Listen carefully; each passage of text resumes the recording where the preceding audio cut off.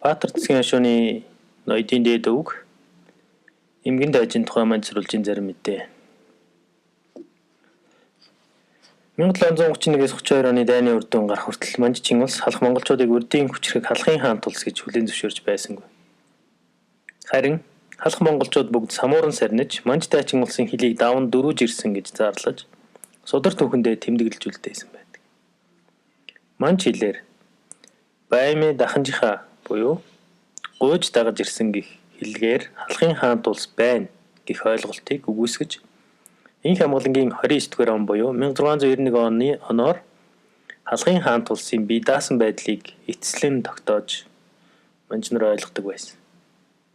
Үнэн дээр Баймэ даханжихаа буюу гуйн дагаж ирсэн гэдэг ойлголтыг халахын ноёд цэрэг дайны талбар төдийгүй инхийн элчин харилцаагаар няцааж чадсан юм. Энэ түүхийн зүтгэлтэн бол Баатар засгийн дээд өвг эмгэн тайж юм. Сурвалж бичигт нэр алдар нь хэдхэн удаа дурддагсан ч халахын хаан тулс бие дааж оршин байсан байх хүчтэй гэдгийг батлан харуулах үйлс шалгарсан эмгэн тайжийн тухай энэ хүү өгүүлэлт хэлсэн. Америкийн эрдэмтэн Питер С. Пердю 2006 онд хийсэн China Marches West буюу Хятад баруун зүгт давшсан хэмээх судалгаа болон өмнөх судалгаа ихэвчлэн Манжчин улсын Алтай давших бодлогын тухайд судлаад халах монголчуудын хувь нэмрийг охигдуулсан онцлогтой байдаг. Энэхүү өгүүлэлт тэрхүү дутуу орон зайг халахын цэргийн зүтгэлийн данс 1631 оны намар цэрэг дайчилсан тэмдэглэл болон халахын туслагч жанжны газар тэмдэглэж үлдээсэн одоо Монгол улсын үндэсний төв архивд хадгалагдж байгаа зарим баримт материалууд болон Шинжлэх ухааны академийн төв ухсаатны зүүн хүрээлэнгээс удахгүй хэвлэгдэн гарах зүүн гарын элч нар баруун зууд буян үлдүүлсэн данс зүүн гарын элчин данс зэрэг манж сурвалжуудад тулгуурлан эмгэн тайжаар төлөөлүүлэн судлах болно. Эмгэн тайжийн эцэг өвгдийн түүхийг юуны өмнө тодруулъя. Эмгэн бол сайн ноён төмөхний 10 дугаар хөвгүүн Гомбит ноёны жич. Түүний өндөр өвг Гомб 1662 онд Хотгойдын Лувсан эренчин тайж засагтхан Ванчгийг алж бослог гаргаад халахын хаан тулсыг Манжийн эзэрхийлэл рүү түлхэн чирсэн юм хямрал өдүүлснийг нэг удаа цэргэлэн дарж байсан. Энэ гавьяанд Түшэт хан болоод Монгол ноёдын чуулганаар Хурц Баатар хөндлөн бошигдцол хүртээд 1686 оны Хүрэн бэлжирийн чуулганаар Алтан ургийн ноёдын шийдвэрээр албатаа захирах хэрэг буюу засаг ноёноор сонгогдсон. 1688 онд Олгой нуурт Түшэт хааны цэрэг Галдан бошигт хааны цэрэгт ялагдсны дараа Гомб шууд Манж дагж орсонгүй. Харин зүүн хойд зүгт нүүж эргүүний голд нутгалжээ. Ингээд Гомб ноён алба тариатаа дагуулад эргүүний мөрний орчимд очих үед энэ бүс нутаг бол маш аюултай бөгөөд монголчуудын хойчийн ирээдүйг шийдвэрлэх маш том үйл явдал энэ бүс нутагт өрнөж байсан. Энэ бол Орос хятадын хилээ эхлээд тогтоох дараа нь монголчуудыг хэрхэн хувааж авах вэ гэсэн хилцээр буюу 1688 оны нэрчүүгийн хилцээр энэ бүс нутагт өрнөж байсан. Ингээд Гомб ноён бол халахын бусд ноёдтой нийлж Галдангийн эсрэг тэмцэх ер нь цаашдаа яах ёстой вэ гэдгийг тогтоохоор өвөр Монгол нар элстэд очсон. Ингээд халахын нийт ноёд 1691 онд Долнуурын чуулганд очих үед Манжийн хамглан хаан бол монголчуудыг Манжчин улсын харьяат болгож авлаа гэж дэлхийд дахинд зарлан тунхагласан. Ингээд Долнуурын чуулганд ирсэн Гомб ноёныг Инх хамглан хаан хүлээж аваад түүний сурвалж язгуур хошуу засаглах эрхийг нь хүлээн зөвшөөрсөн. Харин үүнийхээ хариуд орхон туул руу цөмрөн орох Манж цэргийн ангиудад газарчилж явах. Ялангуяа туул гол руу цөмрөн орох баруун замын цэргийг удирдах өмнө нь газарчилж явах ийм шаардлага тавьсан. 1696 онд Фянгугийн захирсан баруун замын цэрэг 100 модны байлдаанд оролцоход энэ хүртэл Манжийн цэргийг замжилж ирсэн учраас Гомб ноёнд 100 модны байлдаанаас олзлсон хүн мал эд агуурсыг шагнан өгсөн. Өр Монголд хэдийн нөлөөгөө тогтоосон байсан Манжийн их амгалан хаан сарнин боторсон монголчуудыг хамгаалан харгалзах үүргийг өөртөө хүлээж үлсгэлэнд нэрвдүү хэмээн монголчуудад мал шагнан өгөх зэргээр цэрэгт гаргах аргыг ихээр хэрэглэснээ монголчуудыг хүмүүжүүлэн тэжээсэн гэж тунхаглах болсон. Монголчуудыг нийтэд захиргаанд оруулах бодлогынхоо энэ хэсгийг манжнар Баймын даханчхаа халахаас авэ Хуашаамын үжихээ буюу гуйж дагаж ирсэн халах нарыг хүмүүжүүлэн тэжээлээ гэж 1691-96 оноос хойш бараг 30-40 жилийн туршид сурталчилж эхэлсэн. Манж Чин улсын албан ёсны түүхээс харахад эмгэн тайжийн эцэг өвөг Гомбо ноён Чин улсаас өмнө засаг болсон байсан нь илэрхий. Мөн Манж Чин улс халахыг эзлэн авахын үед эхэндээ тусдаа бие даасан бодлого явуулж эргүний гол руу нүн нутаглаж исэн байна. Энэ нь түүнийг харийн монголчуудыг эзлэх гэсэн энэ харийн бодлогоос зайлсхийх орлого хийж исэн гэдгийг тодорхой харуулж байгаа юм. Ингээд эмгэн тайжийн түүхэн үүргийг тодруулах дараагийн хэсэг бол Манж Чин улсын Алтай дэвлсэн бодлогын үр дүн. Манж Чин улс Монгол нутгийг давшин эзлэх санаа зорилгоо Баймын даханчхаа халахаас бай Хармаадам буюу дөрвж ирсэн халах нарыг хамгаалан харгалзах гэх үгээр далдалж 1715 оноос эхлэн монголчуудын тусгаар технологийн сүүлчийн голомт Баруун Монголын Зүүн гарын хаан тулсыг дарж авахар Алтайд цэрэг давшуулсан мөн жил болгон баруун хойд монголчуудыг довтолж, уулгалж, амар заяа үзүүлэхгүй амьдруулах болсон. 1722 онд Манжийн их амгалан хаан Хөх нуур төвд зүүн гарыг эзэлж бүх монголчуудыг нэгтгэн захирсан их хаан байх мөрөөдлөө биелүүлж чадахгүй нас барсан. Харин түүний хүү Найралт төв хаан монголчуудын тусгаар технологийн сүүлчийн голомтыг дарж авахар Алтай нуурны хоёр талаар их цэргээд давшуулж эхэлсэн. Ювэж үнцгийг захирсан Манжийн баруун замын цэрэг өнөөгийн бүгд найрамдах Хятад улсын шинэ хязгаар мужийн нутагт байх бар хөл нуурын эрэгт байрлаж исэн бол Фурдааны захирсан хойд замын цэрэг 1731 оны 5 дугаар сард одоогийн Ховд аймгийн нутагт Ховд голын хөвөөнд хүрч ирсэн. Ингээд мөн оны 6 дугаар сард баруун хойд Монгол дахь Манжийн цэргийн их жанжин 1715 оноос хойш жил бүр баруун хойд монголчуудыг уулгалан довтолж зовоож асар их туршлага хуримтлуулсан Фурдан бүх Манж анги нэгтгэлүүдтэй дайрах тушаал өгсөн. Ингээд их зэрэгэ биечлэн удирдах зүүн гарын нутг руу цөмрөн орж давшиж эхэлсэн.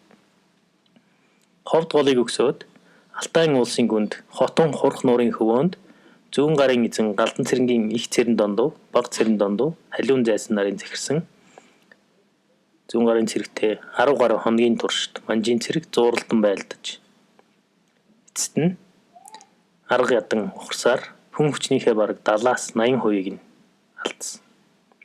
Фурдан халахын ноёдоос зөвлөгөө авч дэрэгдээ дагуулаагүй тул Хотон хурх нуурын тулдаанд халахын 40 цэрэг газарч болж оролцсон. Гүүнээс илүү хүн бол оролцсонгүй. 1731 оны 7 дугаар сарын 11-нд халахын зүүн замын цэргийг захирагч туслагч жанжин Данзанд орж цагийн байдлыг мэдхээр Алтай дэлгээсэн туршуул Дондов нарын 13 сайн ир Ховдод хурж ирэхэд Фурдан жанжин байлдсан байдлыг хамгийн анх халахын ноёдод мэдэгдсэн. Фурдан жанжины үг.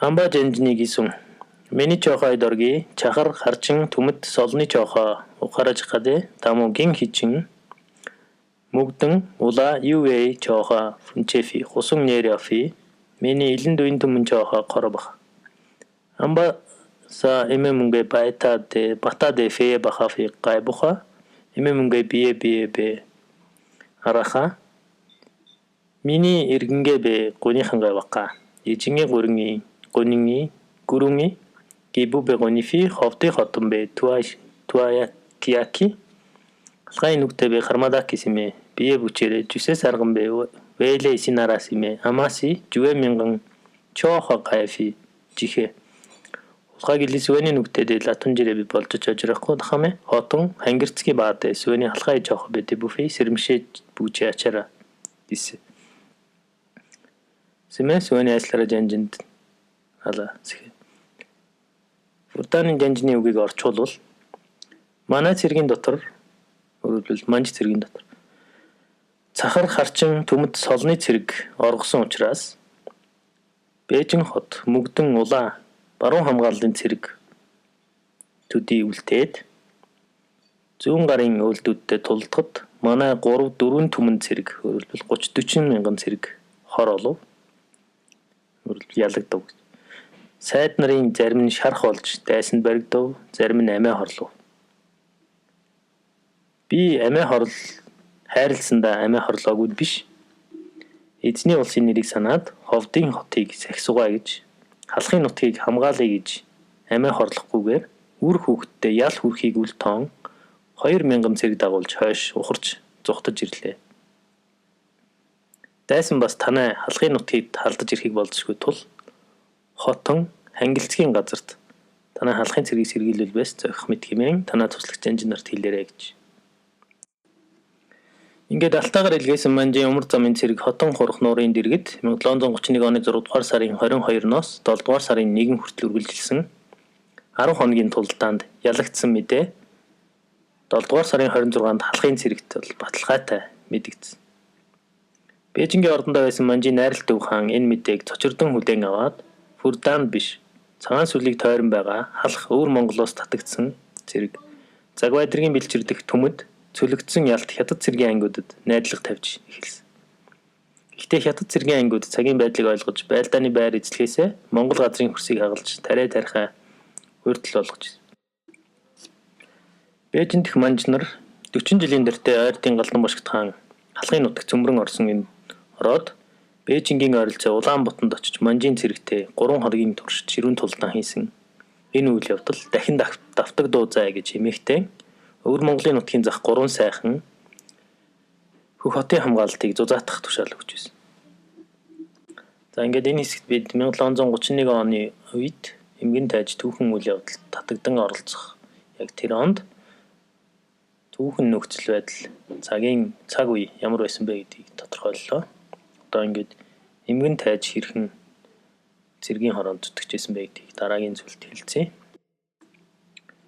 1724 онд Манччин улс халахын цэргийг дайчлах зорилгоор 3 туслагч инженерийн тушаал байгуулж Умар замын их жанжинд авсарган захируулсан.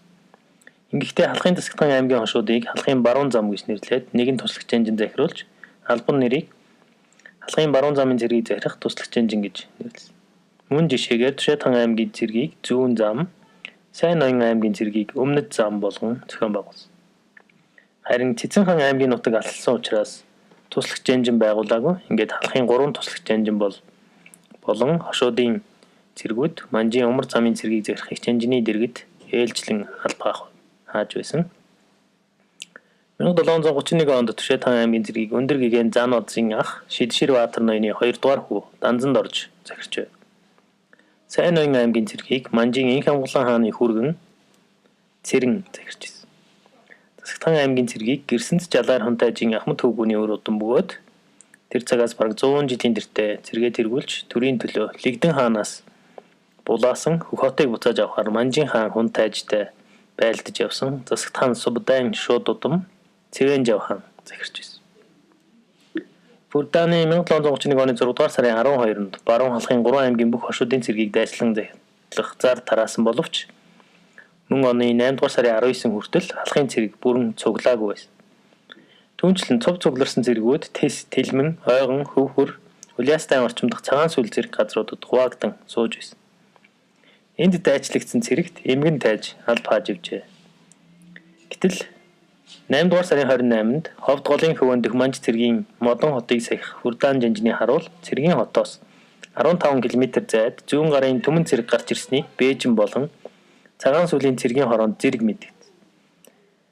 Халахын нутгийн баруун зах дэх цагаан сүлийн цэргийн хорооноос түгшүүрийн дохио 9 дугаар сарын 5-ны өдрийн нохой цагт халахын туслагч жанжин Данзанд орж ин тамгын газар төрж ирв. Дараа өдөр нь цагаан сүлдэх манж жанжин Шибо халахын цэргийг Тэсээс хөдөлж Ховд хотын ойролцоо хар нуур, бугад нуурын орчим өмг цэрэг болж ирэхийг загсан. Хүн хүч дутуу энэ цэрэгт эмгэн тайж алба хааж явжээ. 1731 оны 9 дугаар сарын байлдаан ба эмгэн тайжийн зүтгэл Манжи эзэн хаад 40 гаруй жилийн турш Игчин улс бол халах монголчуудыг хамгаалан дижээнд тэтгэгч гэж сурталчилсан боловч манжийн цэрэг ялагдаж ховд цагаан сүлдэх манж жанжин хорон дарга модон хотоос ихэж амьсгал даран харсаар давшин өнгөрөх зүүн гарын цэргийг зөрүүлв. Алхын нутгийг одоо халахын цэрэгэл хамгаалах бол өмнөхийн адил дайралт дүртэх аюул тулгараад 1731 оны 9-р сарын 6-нд Данзанд орж Түшээт-хан аймгийн 6236 цэргийг удирдаж Завхан голын Архун гүжээс мордоод Сайн ноён аймгийн Гудмаг 556 цэргийг захирч аваа цэрэнгийн ангитай нийлээд зүүн гарын түмэн цэргийг тосон байлдахаар хөдөлсөн. 9-р сарын 18-нд халахын 2 замын цэрэг Сүхалдахын газарт нэгдэхэд зүүн гарын ямар ч цэрэг тэнд байсангүй тул хэрхэх тухайга зөвлөлдсөн байна. Энэ тухай Эфүү цэрэнгийн тэмдэглэлд манжаар бичгтэй. Нэ ван Данзанд орж чоохо гайфи ачинжиха миний жвэнофи бие тэн баатэ тафафи карамэтвэчи Сүхалдахын баатэ умай акку тайшри босоо иргэ айлын мүлүй долоо Шангиан гүгсэн и жвэ илэн баатэ сабумби асуру лапту аккофи бе ухэ хипшефи миний би чоохо гайфи гиданара бе накафи миний жвэ амин чи айслара тайж дуин чоохо нингүн тангууд чи буфи Шангиан бисэрэ баатэ энинги доборе гитанаме өнгихээсэмэ алибум бинжихэби орчуул хэлбэл эдүгэ ван Данзанд орж цэрэг авч нийлж ирээд бид хоёр өндөр газарт гарч авирч үзээд Сүхалдахын газарт огт цэрэг үгүй. Тайшрын ар этгээдийн уулын нурууны дотор цагаан тоос удаа 2-3 газарт үзэгдэнэ.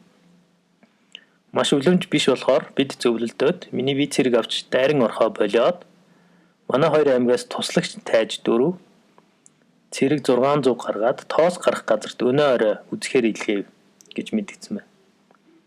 Ингээд 9-р сарын 21-ний орой Бахай эмгэн лувсан мөнх хэмээх 4 тайж 600 цэрэг авч тайшрын нурууны ард зүүн гарын цэрэг байгаа эсхийг туршихаар явж. Туршуул цэрэг зүүн гарын цэргийн нэг хэсэгт дөхөж аргал дүүх 3 хүнийг барьж зүгтх дүр эсгмэгц цэрэг нэхэж ирснийг Өдөн цөлийн даваанд бүгсэн Түшээт-хан Сайн ноён аймгийн нийт 9792 цэрэг хавчин байлдаж эхэлжээ. Манжийн төрийн албан ёсны түгэнд дурдсанаар зүүн гарын цэрэг 26000 ирсэн гэдэг боловч энэ тулдаанд зүүн гарын 3000 цэрэг халахын 9792 цэрэгтэй 4 цагийн турш байлдсан гэдэг нь баримтаар илэрхий. Сүхалдах Өдөн цөлийн давааны ойролцоо шар тал хэмээх газар болсон энэ тулдаанд эмгэн тайж туршуулд явж дайсныг арганд оруулсан тул түүнд гавьяаны тэмдэг мод олгосон байна. Өөрөөр хэлбэл тэр үед ингээд дайн тулдаанд гавьяа байгуулсан хүнд социализмын үед ийм байлдааны гавьяаны улаан түгийн одон гэх мэт ийм медаль өгдөг биш харин модон тэмдэг өгдөг байсан. Ингээд эмгэн тайжд бол зүтгэлийг нүлээд нэг тийм одон шошго. Нэг жилийн дараа буюу 1732 оны 107 дугаар сард зүүн гарын цэрэг цагаан сүлийг дайрч ирэхэд эмгэн тайж харьяат захирах жанжин Эфүү цэрэг дагалдан хэрсэн чулуунд давшин ирэх цэргийг тосож байлдсан.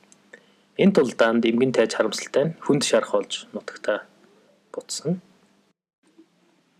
Ингээд манж Чингис 1691 оноос эхлээд халах монголчуудыг хайрлан хамгаалж хүмүүжүүлэн тижээсэн гэж сурталчилж байсан бол харин 1731 оны 100 болсон энэ 100 намар болсон ширүүн тулдааны үр дүнд өөрсдийгөө монголчуудын хамгаалан харгалзагч гэж хэлж чадхаа болсон.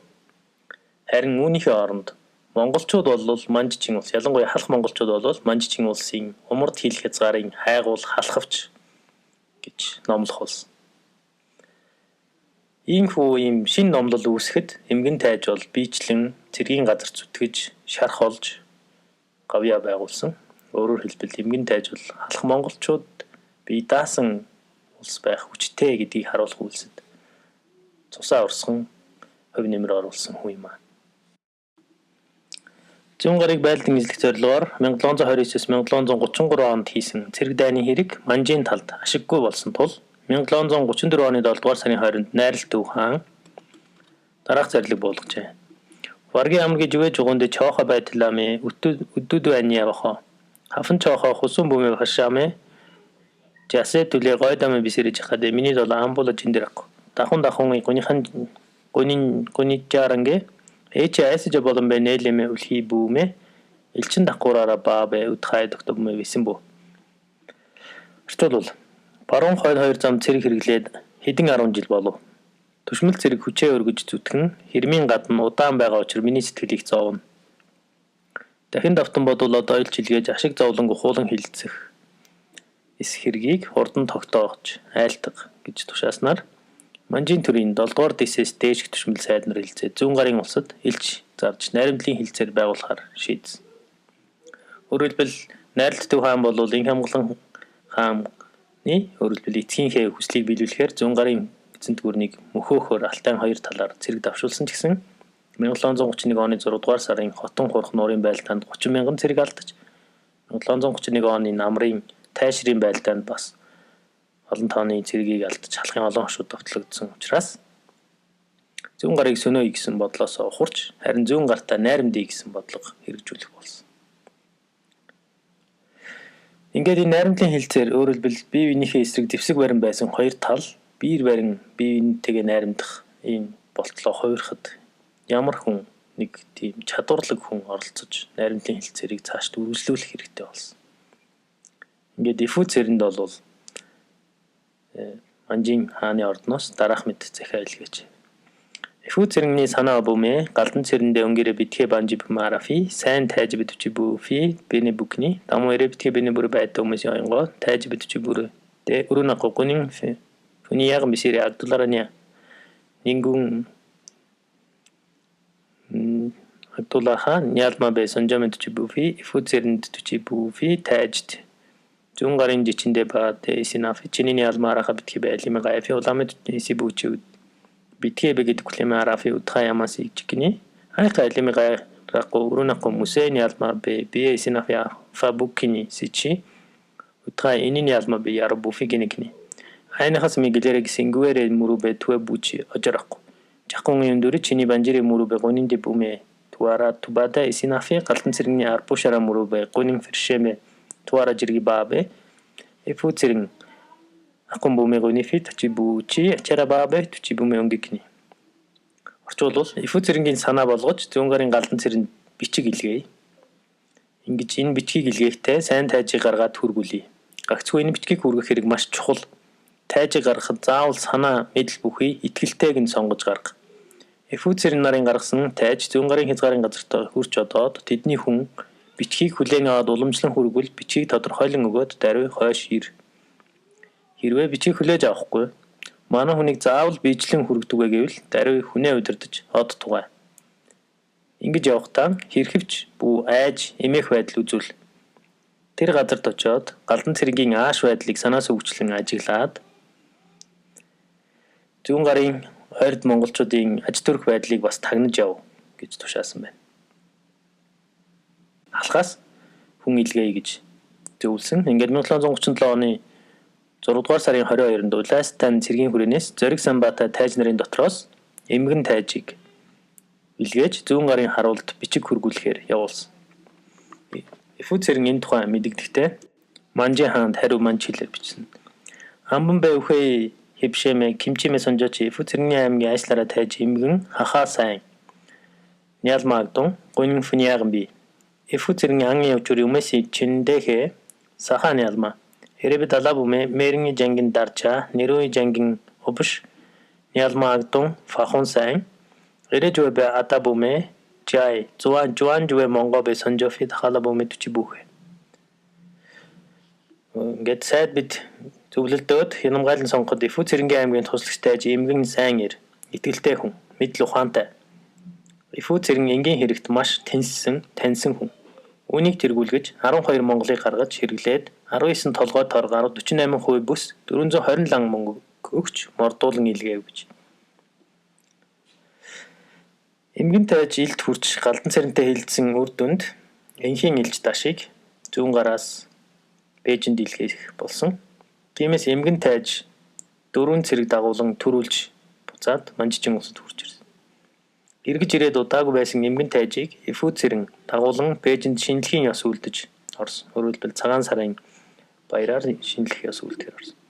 Энэ гавьяанд өөрөөр хэлбэл эмгэн тайж манжин хааны гараар Эфүү цэрэнгийн нэрээр бичсэн захидлыг авч яваад Илийн голын хөвөөнд дэх баруун Монголын зүүн гарын хаант улсын хаан Галдан цэрэнд бараалхаад найрамдлын хилцээрээ үргэлжлүүлье гэсэн санал тавиад эргээд нутагтаа хурж ирээд Манжчин улс зүүн гарын хаант улсын хоорондох энэ цус урсгасан дайн байлдаанаас биер барьсан эв найрамдлын хилцээрийг болгон хувиргах энэ хоёр улсын харилцааг ийм болгож хувиргах хэрэгт хүчин зүтгэж гавьяа байгуулсан учраас Эфүү цэрэн энэ хүнийг дагуулад Бээжинд очиж Манжин хаанд бараалхсан.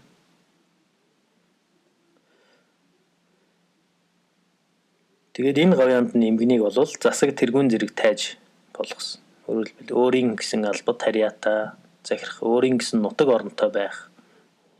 Энэ нэрхээ үе уламжлан үр саддаа залгуулах энэ нэрхийг нь Манжин хаан бол хүлээн зөвшөөрж баталсан. Ингээд тэр үед зүүн гарын элч Даш Улаастайгаар дамжиж ирсэн учраас эмгэн тайжийг 1738 оны цагаан сарын 17-ны өдөр Чуул таалга руу тосуулахаар илгээсэн. Ингээд 1738 оны 2 дугаар сарын 6-нд эмгэн тайжид 1000 лан мөнгө шагнаж Эфүү цэрэнгийн элч болгоод зүүн гарын элцэн Галдан цэрэн хунтайж дахиад элч болгож илгээсэн.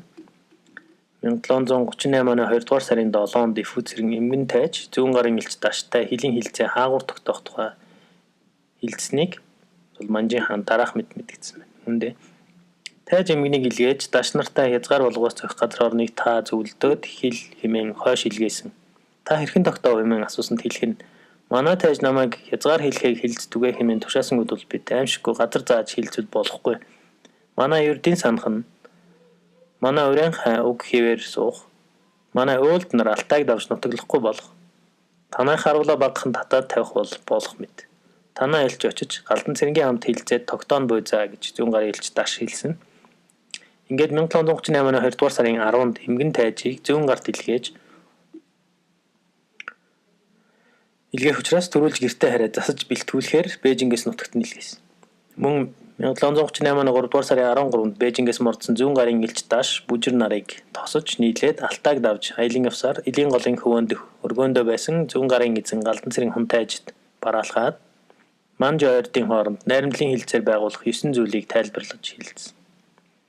Ингээд мөн оны 10 дугаар сарын 17-нд зүүн гарын элч халиуг дагуулж буцаж бар хөлийн цэргийн хороонд ирсэн. Удалгүй Манж ойрдын найрамдлын хилцээр батлагдсан. Ийхүү найрамдлын гэрээ байгуулсны ачаар 1715 оноос эхлэн Алтайд дайчлагдсан хугацаагүй цэргийн алба хааж байсан. Халах, Өвөр Монгол, Манж, Хятад цэргүүд нутагтаа харих боломжтой болсон. Алтай хангаан завсарт нутаглах монголчууд дайн дажны аюулгүй аж төрөх нөхцөл бүрдсэн.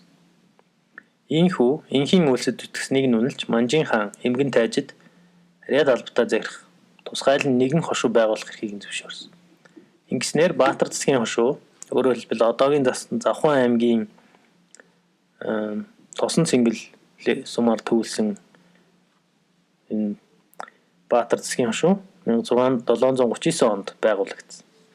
Баатар засгийн хошуу нь Улаастайн хүрээний хооронд цэрэг эдийн засгийн чухал зангилаа газар нутагтай бөгөөд 1750 онд энд Дундад Азийн худалдаач төрч худалдаа хийж исэн гэдэг хэрэг бас их онцлогтой. Ингээд дүгнэж үзвэл алхын монголчууд Фианжи Далиан буюу хашаа түшээ хайгуул халахвч гэдэг нэр тулдаанд оролцож нутгаа хамгаалсан хэдэн ноёнд ноогдох бөгөөд тэдний нэг нь эмгэн тайж юм. Эмгэн тайж нь 1730-аас 1740 онд баруун халахын нутагт амар амгаланг тогтоох үйлсэд гар бие оролцсон төрийн зүтгэлтэн хэрлэхийг тайж эрдэм төшмөлгүй юм. Эмгэн тайж 1731-32 оны байлдаанд оролцож халах монголчуудын нутгийг хамгаалах үйлсэд зэр зэвсэг агсан байлдаж цусаа урсгаж гавьяа байгуулсан цөөхөн ноёдын нэг юм.